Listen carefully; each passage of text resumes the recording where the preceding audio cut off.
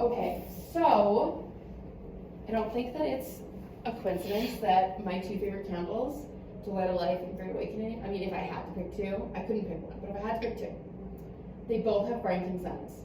I don't think that it's probably not a coincidence that those are my two favorite. Okay. And they have that in common. So what's So you up know the with spiritual frankincense? properties of frankincense. Yeah. Okay. What's up with frankincense? So this was interesting to learn about, is that there's lots of different species of frankincense. So frankincense is a tree, and typically when it's used in essential oils or other fragrance products, what they're using is the resin. So the resin will be sort of bled out of the tree and then extracted for different purposes from that. But it's interesting. It's almost Christmas. We should talk about frankincense, I guess, right? There's many different species you can use, and they all have slightly different energetic and spiritual properties.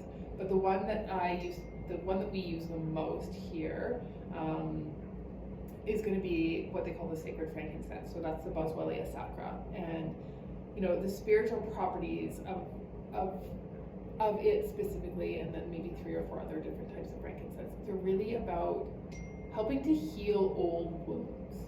So what frankincense does is it goes through your energetic field, and it's going to seal up any little, I don't want to say cracks and fissures because that's not quite accurate, but it's going to heal up. It's going to help take the emotional charge off of those areas in your consciousness that cause pain, if that makes sense. Yeah. And the reason that's helpful is because if the emotional charge is diminished off of those areas, it allows us to approach them. It allows us to heal those in whatever way is best for us. And so for some people that's belief work, for some people that's somatic work, for some people that's there's myriad ways that people can start to approach and heal their own wounds. But the beauty of the frankincense is that it makes it more approachable. It feels like, okay, this is something that if I start to interact with this in whatever way I want, it's not going to be so overwhelming and upsetting, right? And I think that's the gift of that's so profound, is that if there's things we don't want to deal with, typically what people do is we want to just ignore them or hide it away or pretend it doesn't exist.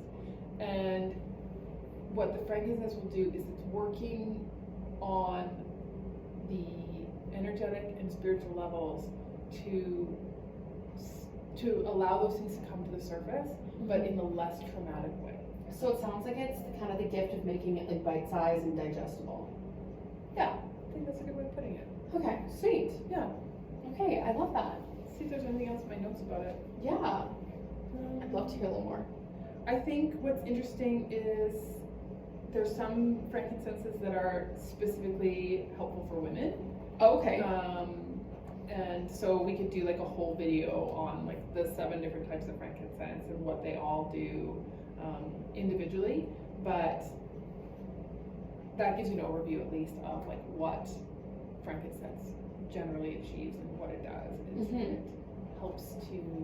It helps diminish the old emotional pain on things that. Who doesn't need that? Yeah, totally. Like what a lovely thing to do. Absolutely. Yeah. So that's frankincense.